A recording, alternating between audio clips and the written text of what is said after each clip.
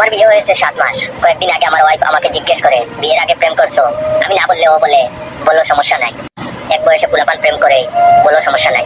তুমি কি কোনোদিন কারো প্রেমে পড়ো নাই? তখন আমি সরল মনে আমার স্কুল জীবনের থাকা প্রেমিকার নাম বলি। ওর নাম জান্নাত। কিভাবে প্রেমে পড়েছে, কয়দিন ছিল, সব বলি। এবং এসএসসি এক্সামের পর ওর বিয়ে হয়ে যায়। ওই দিন রাত থেকেই শুরু হয় আমার উপর কথা শোনানো। ও রাতে ঘুম ভেঙে থেকে আমি মুভি দেখতেছি। তারপর ও বললো জান্নাতের সাথে কথা বলো। সকালে ঘুম থেকে উঠলাম। আইসা বলে, এত দেরিতে ঘুম থেকে উঠছো, সারা রাত জান্নাতকে স্বপ্নে দেখছো? এখন আমি যাই বলি, যাই করি, আমাকে সারাদিন জান্নাত জান্নাত করে।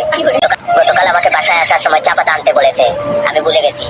আসার পর বলে, জান্নাতের কথা ভাবতে ভাবতে ভুলে গেছো। কিছুক্ষণ আগে আমি বারান্দায় বসে আছি। আইসা বলে, তোমার কি মন খারাপ? জান্নাতের কথা কি খুব মনে পড়তেছে?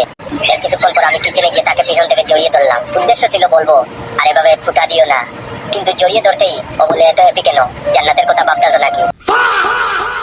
ওই দিন আমি এসব না বলার জন্য তাকে খুশি করতে তার পছন্দের একটা mobile iPhone 14 pro max gift করি। গিফট পেয়ে খুশি হয়েছে ঠিকই, কিন্তু বলেছে, কিসের খুশিতে গিফট করছো? আজকে জান্নাতের বার্থডে নাকি? ইভেন জান্নাত নাম নিয়ে একটা গানও বানিয়ে ফেলেছে। আমি বাসায় আসলে জুড়ে জুড়ে গান গাই, ও জান্নাত ও জান্নাত একটু কাছে আসো না, তোমাকে ছাড়া আমার ভালো লাগে না। এভাবে বানিয়ে বানিয়ে গান গায়। তাই বলি কি ভাই, বিয়ের পর বউরে কোনো অতীতের কথা বলবা না, নইলে আপনার অবস্থা আমার মতো হবে। আমার বিয়ে হয়েছে 7 মাস।